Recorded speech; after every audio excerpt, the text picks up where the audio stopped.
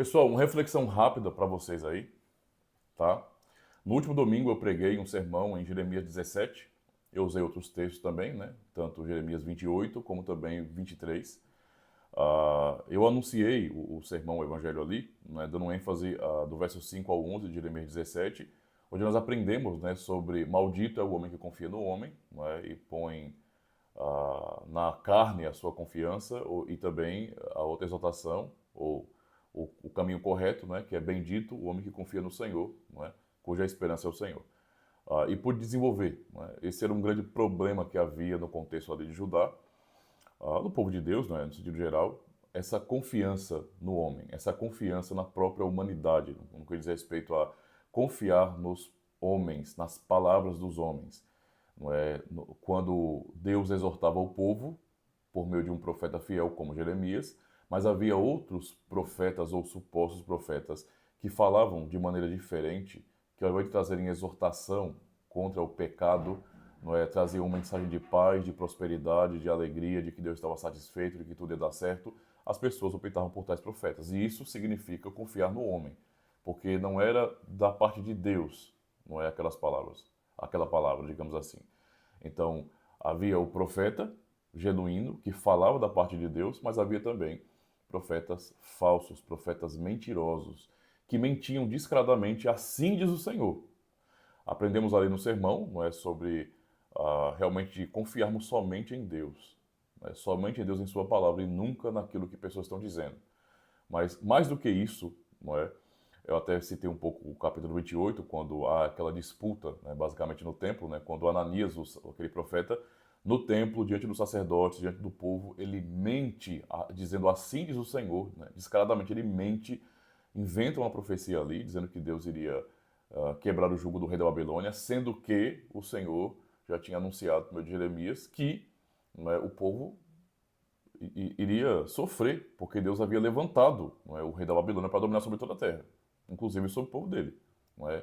Também em punição, em disciplina contra os seus pecados. E Ananias disse isso, Jeremias, no contexto, ele fala amém, porque também era seu desejo, não é, o bem para o povo, circunstancial eu digo, mas ele deixa um alerta para Ananias, não é, que era justamente, olha, profetas que vieram antes de nós anunciaram guerra, né, esses problemas aí. O profeta que falar de paz, não é, será confirmado como profeta de Deus se a paz realmente acontecer. Ananias, então, ele não gosta disso, ele fica furioso e ele quebra, não é, algumas traduções falam canizes, não é, ou então jugo, não é, como um jugo de madeira, para aquele contexto de pessoas que eram levadas cativas, né, usava aquele jugo de madeira como um colar, alguma coisa assim. Ele quebra, então, o jugo de madeira de Jeremias, certo? E, mais uma vez, ali Jeremias é desprezado. Nós conhecemos muito bem o contexto, né, do livro, a história de Jeremias, Lamentações de Jeremias, como ele era um profeta rejeitado, tá? Porque ele veio trazer uma mensagem dura, não é, de exortação contra o povo que havia pecado, que estava pecando, que estava se dobrando à idolatria, à corrupção, a adultérios, e isso sancionado pelos sacerdotes, tá? Pelo rei, etc. Então, quando Jeremias foi desprezado e ele sai, resolve sair daquele contexto, então a palavra do Senhor vem a Jeremias, mais uma vez. Jeremias só confirma, tá, o que Deus já tinha dito, não é? Ou seja, o Senhor falou ali na boca de Jeremias mais uma vez, dizendo: você quebrou, Ananias, esse jugo de madeira, não é? Mas o trocarás por jugo de ferro, né? E então Jeremias até anuncia que o profeta Ananias iria morrer. E isso acontece no mesmo ano, como é dito no texto. Certo? Mas eu concluí o sermão com o capítulo 23, quando o Senhor dá palavras duras aos profetas. O Senhor fala diretamente que é contra os profetas, não é? Que falam de suas próprias visões, de seus sonhos, que falam do seu próprio coração. Os profetas que vão, não é, anunciar mensagens quando Deus não os enviou. São palavras duras. Eu recomendo que os irmãos leiam esses capítulos, não é? Para entender bem. Leia todo o livro de Jeremias, é claro, para entender bem, especialmente o capítulo 23, não é? Quando o Senhor começa a falar contra os profetas, e notem como que as palavras do Senhor ali são tão aplicáveis ao nosso contexto. São tão aplicáveis ao nosso contexto. O que acontece hoje é exatamente a mesma coisa. Os supostos profetas, e quando eu falo nesses supostos profetas, os falsos profetas de hoje, são muitos pastores, tá? Que mentem, que inventam, não é? que desviam o coração do povo da palavra de Deus, são esses ditos bispos, não é? Eles gostam desses títulos de bispos para poder manter uma hierarquia e, é claro, enfatizar o poder humano, porque é só isso que eles fazem. Então, esses supostos bispos, esses supostos apóstolos, né, o que é uma coisa ridícula, né? Fique claro isso, tá? Não existem apóstolos hoje. Então, quem está dizendo que é apóstolo hoje é um ridículo. Ou pai apóstolo, né? Apostoliza, sei lá, apóstola, como falam aí, bispa. Isso tudo é hierarquia, não é, promovida por falsos profetas. São falsos profetas. Eu não estou falando que eu acho que são falsos profetas, não. E nem acho que são inocentes enganados. São todos culpados. Não se deve ver esses falsos profetas, tá, como pessoas bobinhas, tolas. Não, eles estão ganhando muito dinheiro com isso, tá, e eles querem usar o povo como gado realmente, como bateria, né, para se manterem no poder. Não é? Então é só isso. Eles são falsos profetas. E as características que vocês vão observar desses falsos profetas de hoje, para aqueles falsos profetas da época de Jeremias, por exemplo, são essas. Esses falsos profetas, eles desviam, não é? Eles desviam o povo da palavra de Deus. Eles sempre tratam a Escritura Sagrada, a exposição bíblica, o estudo sério das Escrituras, como sendo algo ultrapassado e que não tem sentido. E sempre desviam o povo disso, tá? É o que eles fazem. Eles não querem saber de estudo sério. E nem aceitam serem confrontados, de jeito nenhum. Você não pode questioná-los, tá? E eles mentem em nome de Deus. Eles mentem em nome de Deus, tá? Eles dizem: estamos falando em línguas estranhas, estamos entregando profecias, estamos tendo sonhos, revelações. Tudo isso é mentira. Tudo isso é atitude de falso profeta. Porque tudo isso está desviando o povo da palavra de Deus. É essa a realidade. É essa a realidade. Ah, mas o que eu profetizei é bíblico, então eu não preciso do que você disse. Porque não já é o que a Bíblia ensina? Então é um tipo de suposta profecia redundante, eu não preciso disso. Ah, mas aí é porque é além da Escritura, então é uma coisa diabólica. Não tem saída, tá? Deus nos deu a sua palavra. Se fosse para viver buscando novas revelações, profecias modernas e todo esse blá blá blá que inventam aí, para que a Bíblia? A Bíblia seria um livro de história, faz todo sentido. Né? Se é assim, faz todo sentido. É melhor que vocês voltem para a Guerra de Roma. Né? Essa é a realidade.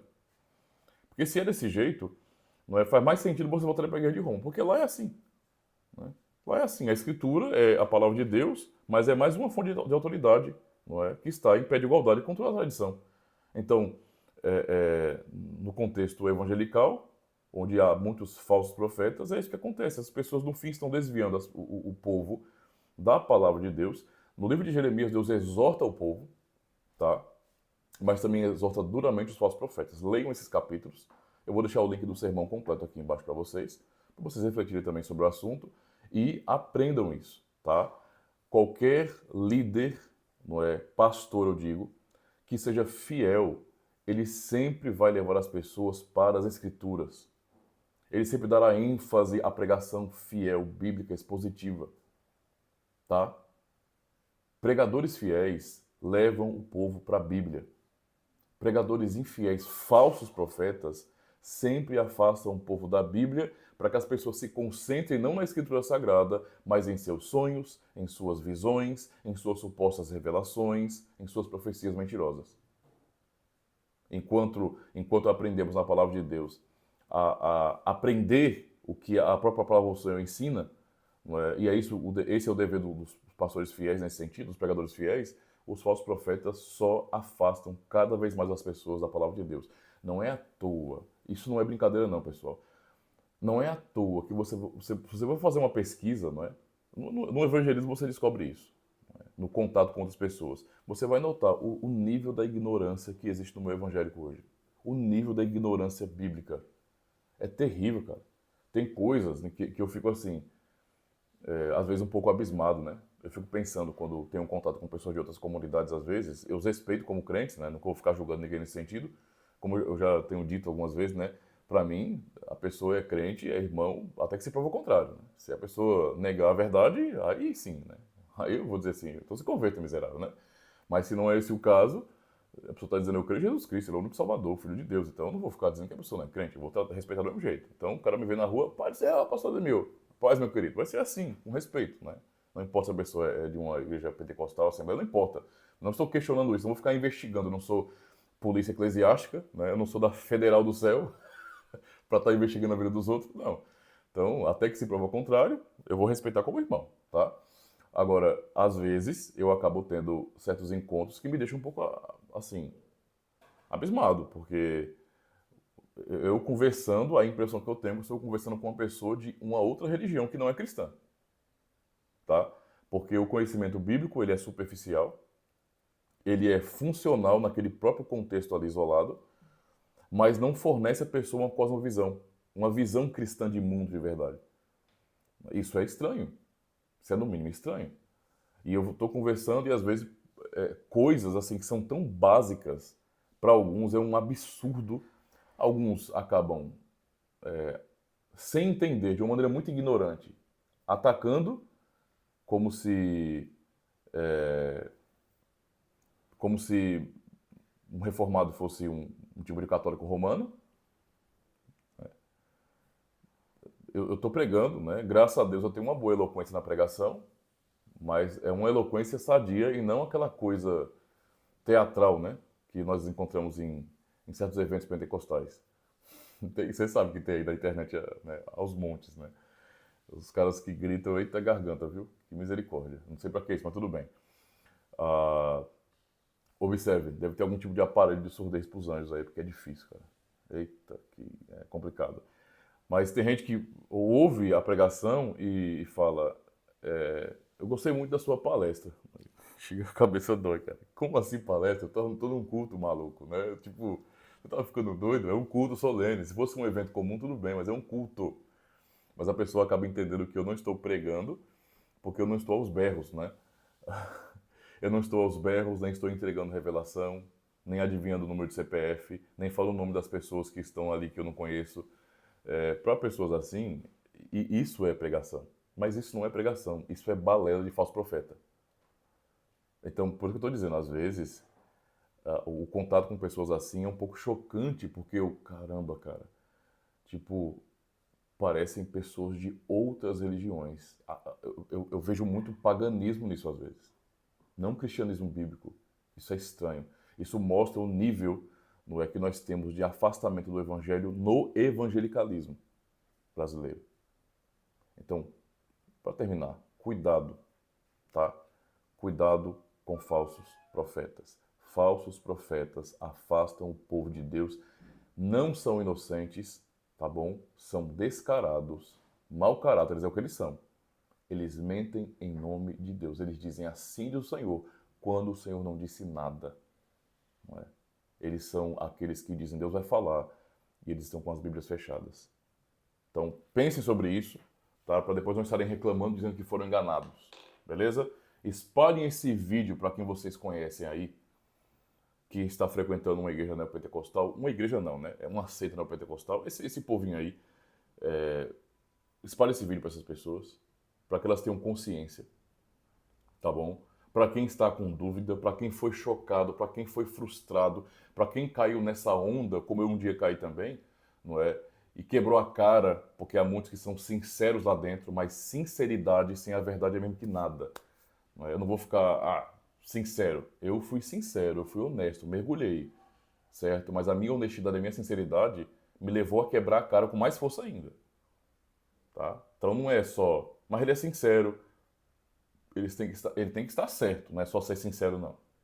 A pessoa pode estar sinceramente enganada, entendeu? Então, compartilhe com essas pessoas, tá? Quem sabe um vídeo como esse, e mais aqui do canal, não pode ser um tipo de auxílio para arrancar a venda dessas pessoas, elas perceberem que elas estão num caminho totalmente errado e que há sim igrejas fiéis, tá? Em nosso contexto, pela bondade de Deus, ainda há igrejas fiéis, tem preservado o seu remanescente fiel aqui no Brasil, tá? E elas podem procurar sim igrejas onde serão pastoreadas, serão cuidadas e ouvirão a palavra pura do Evangelho, tá bom? Muito obrigado pela paciência de vocês. Se inscrevam no canal, se não forem inscritos, não é? Recomendem para mais pessoas, peçam que se inscrevam também e não se esqueçam de deixar o joinha, dá o likezinho de vocês aí, tá bom? Eu sei que às vezes é chato ficar falando isso, mas é importante para lembrá-los. Dê o joinha de vocês porque isso torna o vídeo mais relevante e, consequentemente, ele vai ser mais recomendado, tá bom? Vamos ajudar o canal a crescer, porque quanto mais o canal Cultura Reformada cresce, mais pessoas no nosso contexto, não é, terão acesso a conteúdo reformado de verdade, confessional, não é, e não nutelal. Valeu, pessoal, muito obrigado.